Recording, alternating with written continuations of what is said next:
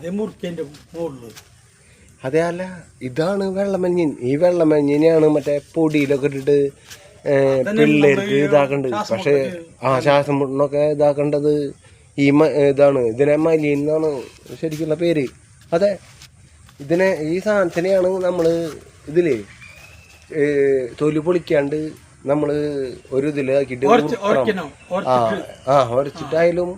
എന്നിട്ട് ഇതിനെ വെള്ളപ്പൊടിയില്ലേ, നമ്മുടെ അരിപ്പൊടി, ഈ അരിപ്പൊടിയിൽ ഇട്ടിട്ട് ഉരുട്ടിട്ട് പിറ്റേ ദിവസം മറ്റേ വല്ല പലഹാരങ്ങളൊക്കെ ഉണ്ടാക്കിയിട്ട് ഈ സാധനത്തിന് സത്യം ശ്വാസം മുട്ടുന്നതൊക്കെ പിള്ളേർക്ക് എല്ലാവർക്കും കൊടുക്കുന്ന നല്ല സാധനം.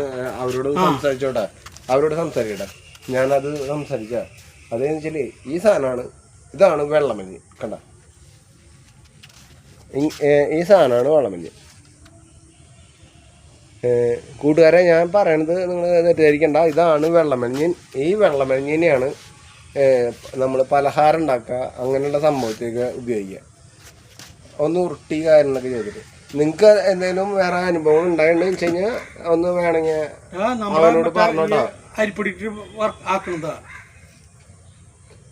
ഇതിനെ എങ്ങനെയാണ് തൊലി പൊടിച്ച് കളയേണ്ടത്, അതെങ്ങനെയാണെന്ന് വെച്ച് കഴിഞ്ഞാൽ നിങ്ങളൊന്ന് എനിക്കൊന്ന് ചെയ്തോളാം. എനിക്കതിനെ കുറിച്ചിട്ട് അത്ര അറിവില്ല.